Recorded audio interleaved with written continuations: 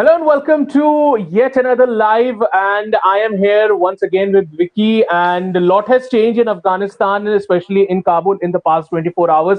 We did our live yesterday, in which we had a conversation about like how India's diplomatic reach would be to Taliban, and post that late last night in India, basically, and there in the evening in Kabul, multiple explosions took place outside the Kabul airport. Around 60 people and more than that actually have been reported. Civilians are reported dead, and 13 American soldiers have also lost their lives. Now, the ISIS over there has taken responsibility of the attack, and that is what we are going to discuss about today in the live that we are doing. Vicky, welcome once again. And Thank you. did you see this coming? Because the same thing was actually was being given out by US, saying that there is a huge threat. Even UK also said, all of the Western countries told their civilians, told their assets not to be there at the Kabul airport because there was a huge threat of the bomb blast taking place. How do you see that, and where was the lack in intelligence? See, clearly there was no lack in intelligence because the U.S. president himself on Wednesday said he's going to stick to the deadline of pulling out his troops. And what exactly he said, if I may quote, he just said that every day we are on the ground is another day. We know that the ISIS Khorasan is seeking to target the airport and attack both U.S. and allied forces and innocent civilians. So it was, you know, as black and white as that. Number one. Okay, and also one more thing, there's a lot of chaos in the airport, due to the evacuations which are happening. Okay, and when Donald Trump struck the deal, with the Taliban, he said at any cost they need to keep these foreign terror groups out. So clearly, Taliban has not, exactly lived up to its promise. There couldn't have been such a big lapse there with so much of, Taliban fighters. Saying that they are securing the airport. It just, now raises questions about their intent also, one thing. And clearly the threat was there. I mean, the US president, as I, quoted him just now, it was said out in so many words and multiple agencies also talking about it.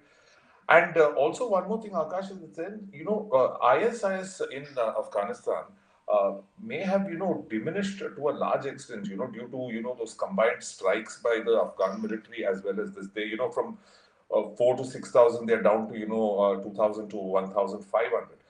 But if you look at the number of attacks they have carried out in Afghanistan this year alone, the most recent one being the Kabul Gurudwara attack, okay, which in which the gunman they said was from Kerala. One, if you look at those attacks, it was very clear that they still have kind of a hold over certain pockets, and they very much have the capabilities to strike. So that is the most important thing. Just because the Taliban has taken over, that doesn't mean the ISIS will magically or automatically, vanish from there. And Thursday's bombing is only a confirmation of, what that group is capable of doing out there.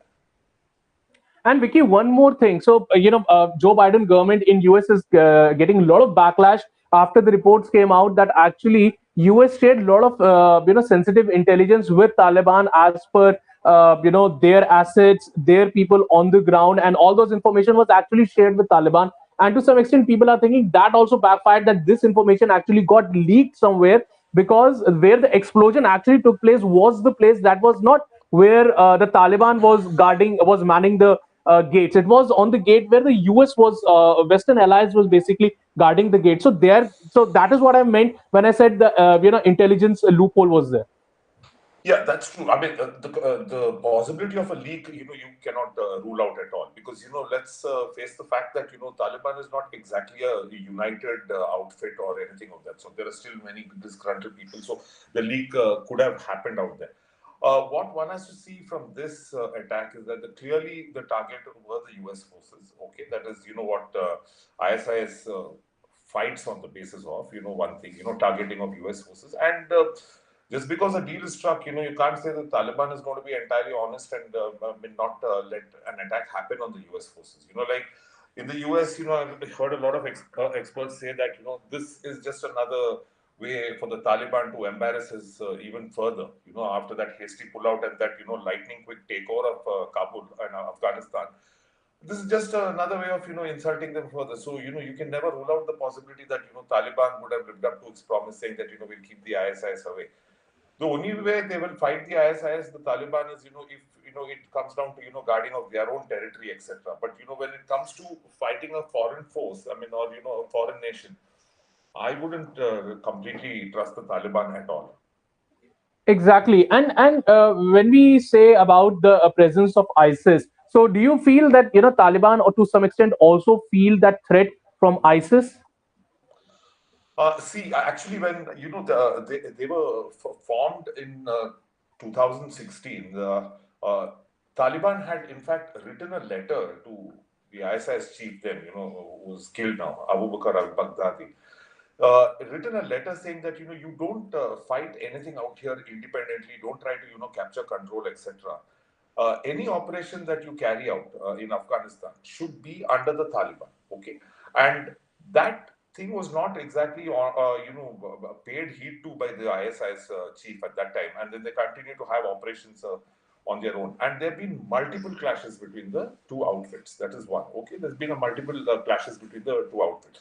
So it's not exactly that they are on the same page on any front. So I wouldn't say they are friends of any sort or anything, but they have a common enemy in the US. That is one thing. So that is one binding factor where once in a way they may keep their differences aside, and so that's why I do not rule out the possibility of Taliban sharing some amount of intelligence with them. Which actually, if you see the blast yesterday. Uh, See, they call it as a complex attack. That is one. It is not like one person just decided that I'm going to go tie a bomb around my body and explode it.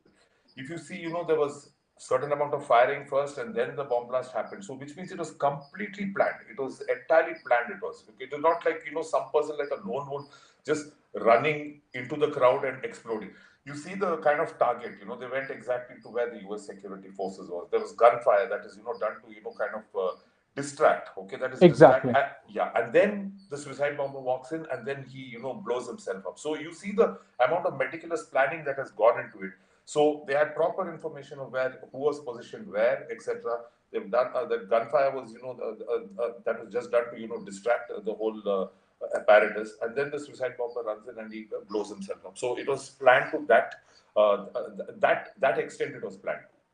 Right. And when it was on Wednesday, I think that Joe Biden in the press conference said that US has the intelligence that there is going to be a high threat. Why was not any measures taken? First of all.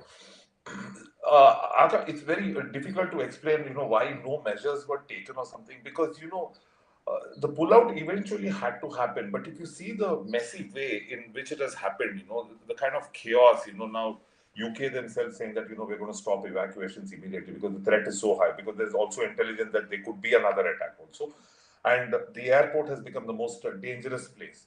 So basically, I think when I look at it, the US administration looks extremely confused, I mean, hurried, and there's absolutely no kind of, what I would say is that, no kind of proper planning.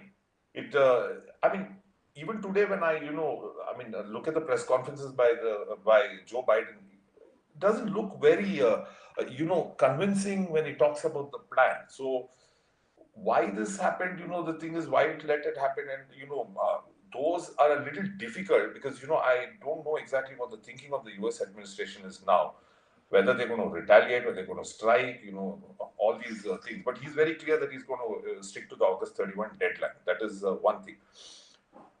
It's yet to be seen. We'll see how the US reacts, because they usually don't take killing of their civilians or their security personnel very kindly.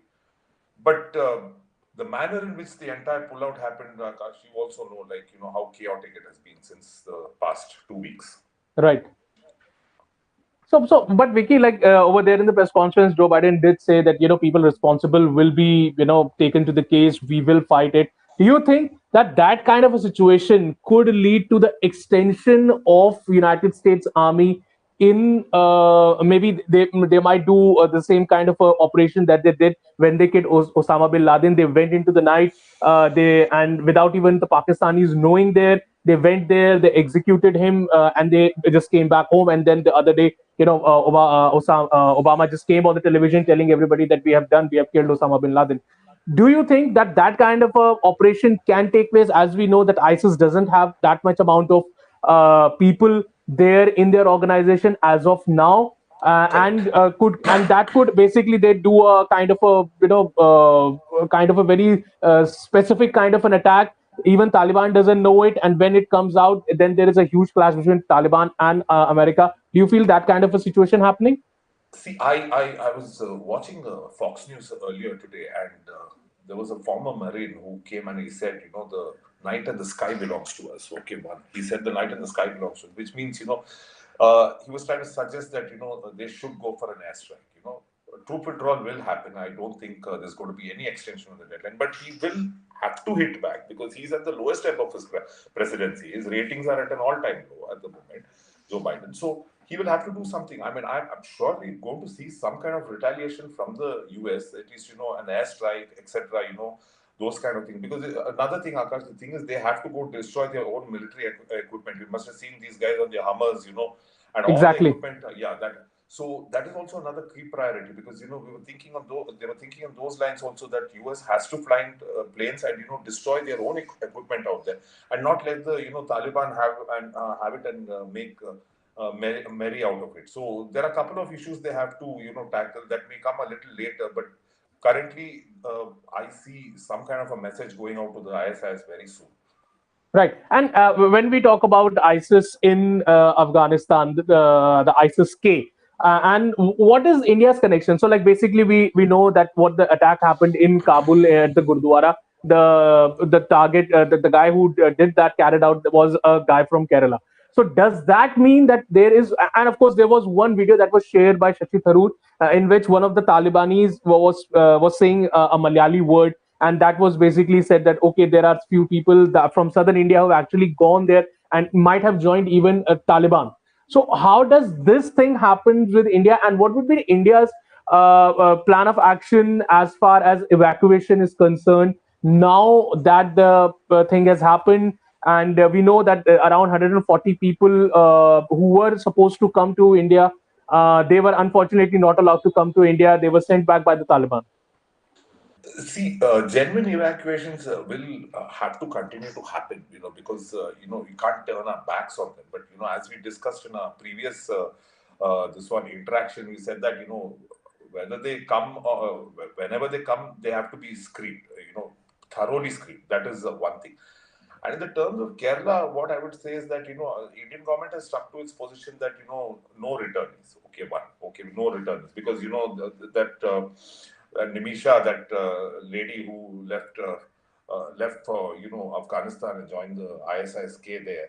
Her mother has been making pleas, saying get my daughter back. Okay, the couple of issues which happen with that, they come, they may reform, but they kind of tend to become like heroes out here. One thing that Hmm. they went there. And you don't want that kind of traction, happening in a state which itself is very, very volatile where radicalization is concerned. One. And considering nearly 100 people is the estimate of people who have gone from Kerala there. It was all like a smoke screen. Initially, everyone thought that they're leaving for Syria, Iraq, like has been the case always. But then they went into Iran and then the diversion into Afghanistan, and it was very clear that ISIS was trying to build an army for itself, by pulling in people from all over the world. And from Kerala, they managed to pull in a lot of people. And that is why that is one crux of the problem. We can very easily solve it by not letting them come back. That is one. That is one thing. The other problem remains that that ideology is spread quite rapidly, especially in the southern states. One, to the extent the NIA, I think earlier this year in a charge sheet, they had said that they were actually scouting for places in jungles in Karnataka. One, to set up a base, training base, etc. So they are planning big. Now, where the worry is now is that the thorough watch on the social media, thorough watch on these smaller meetings that happen, because this. First of all, that Taliban victory out there has inspired many out here. One, And now to top it all, ISIS comes into the picture and carries out a bombing out there. So these are all talking points at a thorough radicalization recruitment camp.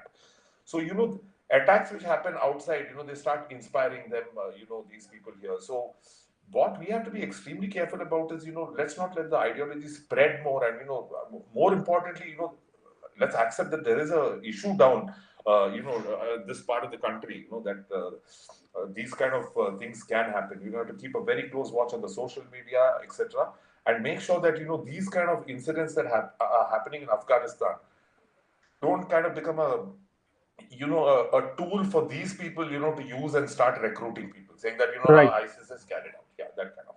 Right. And when we say about like how the influx has been, and especially for ISIS and in India, do you feel that now there is now the Taliban is there, ISIS is definitely they have showed their presence that they are there in Afghanistan. Can we see a little influx of both? Both the organizations sending their fighters through POK into India. We have because the Taliban spokesperson has said that Pakistan is like their second home. So how do you read into that statement when a Taliban spokesperson is saying that Pakistan is like a second home to them? Do you feel that there is going to be a lot of hand in glove kind of thing happening between Taliban and ISI? See, the thing is, I wouldn't say that Taliban would come into Kashmir and fight. Okay, that is the sole reason is that see, first of all, they have pretty much a lot fighting happening back in their own country itself. One, and another thing is that historically, if you see, is that the Kashmir issue that ISI has not allowed any other group like Taliban or even the Al Qaeda enter Kashmir. They're just stuck to Jaish-e-Mohammed, Lashkar-e-Taiba, Hizbul Mujahideen. These are the three primary this one terror groups which fight out there. So they will not let even though the Al Qaeda has tried to gain some traction there, it has not really gained the kind of traction it would have desired. That is primarily because ISI will not let these groups come and fight here. The bigger problem, I would still say, Taliban can only, give that kind of a moral boost for these terror groups out here, saying that, that they stuck around there based on their religious ideology, they continue to fight, and, 20 years later, they still took back the country. So that is the only thing which I see which is happening from the Taliban.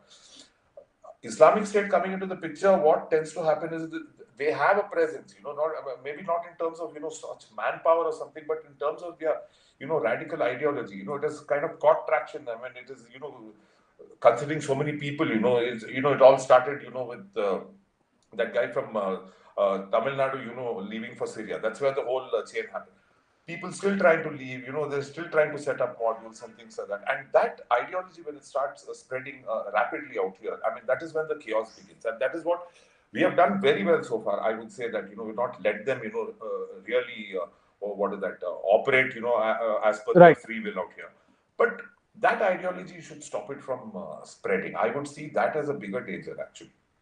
Right. So you feel like spreading of the ISIS ideology in India, and those guys, like you said, that one of the girl who went to Afghanistan, she was recruited by ISI, and now her mother is pleading that take her, let her come back to India. They want to be reformed and everything. So India should refrain from doing these kind of things, or even if these guys somehow get into the country, a strict eye should be kept on them.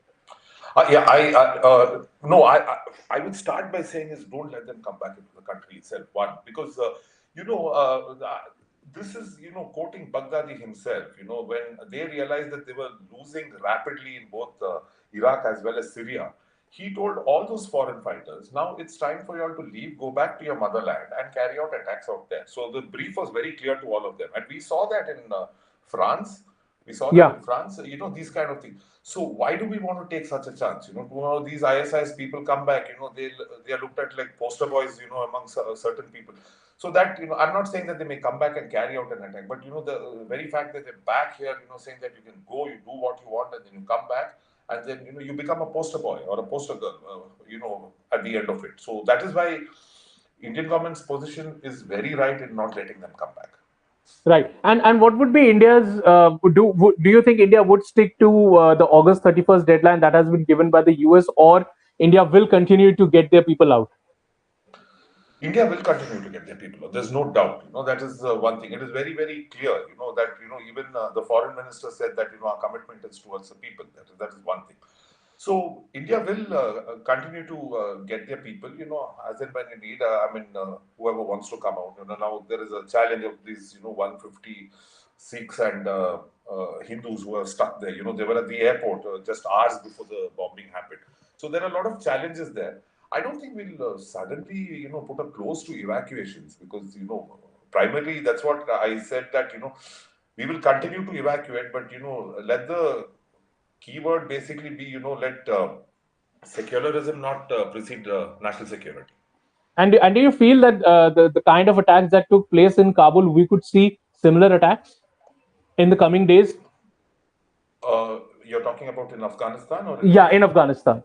In Afghanistan, there will be certain attacks as per intelligence assessments. That is one. There is going to be this tussle. See, Akash, one thing is there. But do you think, Vicky, that the target would be the Western allies, the NATO and the US, or it would be indiscriminate, or it would be targeting Taliban? No, they would continue to target the Western allies itself, because that has been their primary target. That is one. So it is. That's why there's intelligence once again saying that these attacks are nowhere close to over. There could be more attacks. So you really have to be on guard. Unless the US works out a better strategy, to get everyone out of their own nationals, these attacks I would see, would continue. Yeah, right. So well. On that note, thank you, Vicky, for coming and sharing the input that you have, and of course, what do you feel about that? What is happening in Afghanistan as of now? And of course, we saw that the attacks that are happening now, and as you said, that and intelligence inputs are putting also that in that there would be a lot more of these kind of attacks happening in Afghanistan in the coming few days.